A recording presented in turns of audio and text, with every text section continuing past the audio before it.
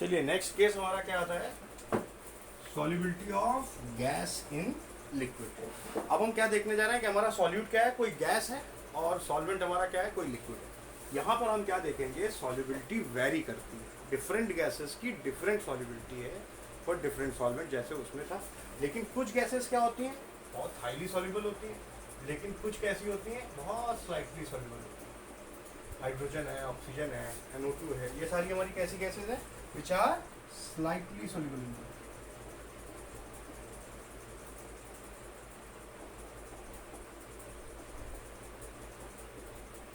लेकिन अगर हम बात करें कार्बन डाइऑक्साइड की, अमोनिया की, HCl की, ये गैसेस कैसी हैं, दीज आर हाईली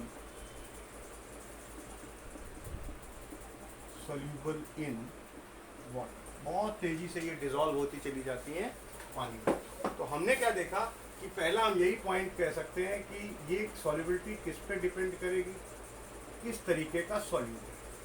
दूसरी चीज क्या आ जाती है, कैसा हमारा सॉल्वेंट है, क्योंकि डिफरेंट गैसेस डिफरेंट सॉल्वेंट में डिफरेंट सॉल्युबिलिटी रेट दिखाते हैं।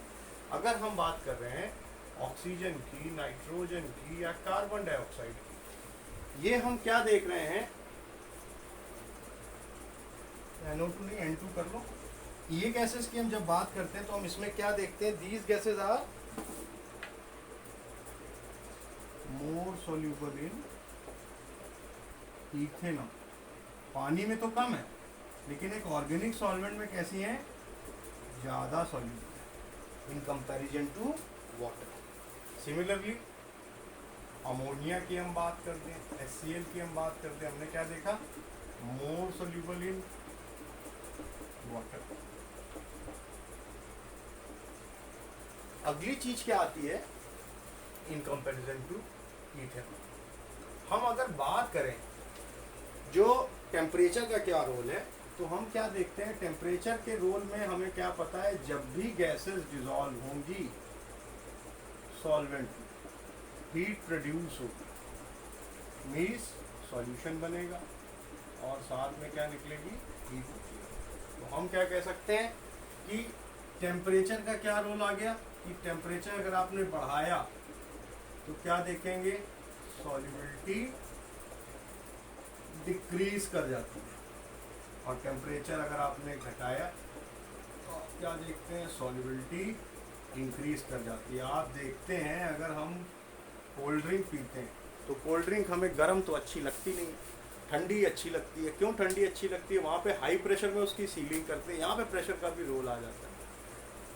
जब हाई प्रेशर पे उसकी सीलिंग हो रखी है और ठंडे टेम्परेचर में किया तो वो जो एफर्वेसेंट गैस है उसमें वो अच्छे से डिसॉल्व हो जाती है उसमें। हम देखते हैं कि जो पानी है उसमें बिलो, उसमें यानी डेप्थ पे ऑक्सीजन का जो डिसोल्यूशन रेट है वो ज़्यादा है in comparison to at surface. क्योंकि जब हम नीचे जाते हैं तो वहाँ हम क्या देखते हैं कि वहाँ पे टेम्परेचर थोड़ा कम है, जबकि पानी की सरफेस पे हम देखेंगे तो टेम्परेचर ज़्यादा है। तो इस बात का ध्यान रखना कि ये चीज़ इसी पे डिपेंडेंट है। बहुत बड़ा एक लॉ था, हेनरीज लॉ, वो इसी पे डिपेंडेंट आया था। हमें ये भी पता है कि जो मछलियाँ हैं वो ठंडे पानी में भी सर्वाइव कर लेती हैं। क्यों सर्वाइव कर लेती हैं, क्योंकि वहाँ पे उनको डिसॉल्व्ड ऑक्सीजन का कंटेंट ज़्यादा मिल जाता है in comparison to hot water. आ रही है बात समझिए। तो हमेशा ध्यान रखना कि डिसोल्यूशन ऑफ गैस इज कैसा होता है, एक्सो।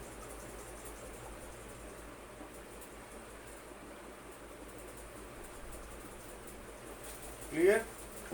दूसरा क्या आता है, प्रेशर का भी एक रोल आता है। हम क्या देखते हैं कि जैसे ही प्रेशर बढ़ाएंगे सॉल्युबिलिटी हमारी क्या करेगी, बढ़ जाएगी।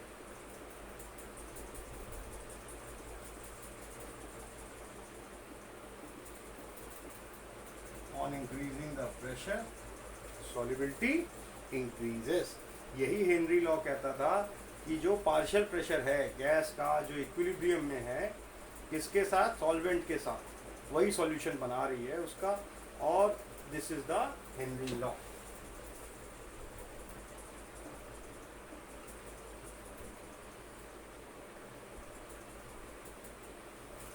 Mass is, this is what, mass of the gas in given liquid volume, ध्यान रखना, m corresponds to mass of gas in given liquid volume. और हम क्या लिख सकते हैं, m is equal to K P, एक प्रोपोर्शनलिटी कांस्टेंट हमने यहाँ पे लिया, ठीक है। यानी अगर हम एक इसके लिए ग्राफ ड्रॉ करके देखें तो हम क्या देखेंगे, सपोज एक साइड पे हमने लिया partial pressure of gas, suppose हम ले रहे हैं HCl ले लेते हैं, ये वो पार्शियल प्रेशर है जो सॉल्यूशन के साथ इक्विलिब्रियम है, और ये वो है जो डिजॉल्व है। यहाँ पे हमने क्या लिया इस साइड में, मोल fraction of what? HCl।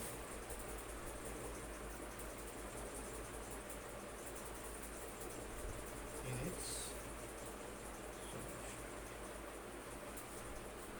HCl का क्या मोल फ्रैक्शन है उसके सॉल्यूशन में, तो हम जो ग्राफ देखते हैं वो क्या निकल के आता है, एक स्ट्रेट स्लोप निकल के आएगा। सपोज इसकी वैल्यू हम ले लेते हैं, यहाँ पे 0 है, ये 50 है, इधर हम कितना ले लेते हैं, 0.10,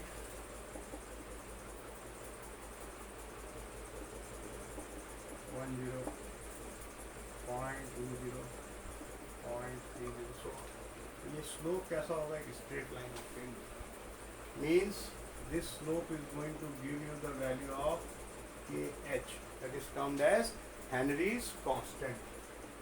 प्रेशर और मोल फ्रैक्शन के बीच में हमने ड्रॉ किया है। हमने क्या देखा कि जो पार्शियल प्रेशर है गैस का वो किस चीज़ पे है, इक्विलिब्रियम में लगभग आ चुका है, किस चीज़ के, वो उस अमाउंट के जो अमाउंट गैस का डिजॉल्व हो चुका है।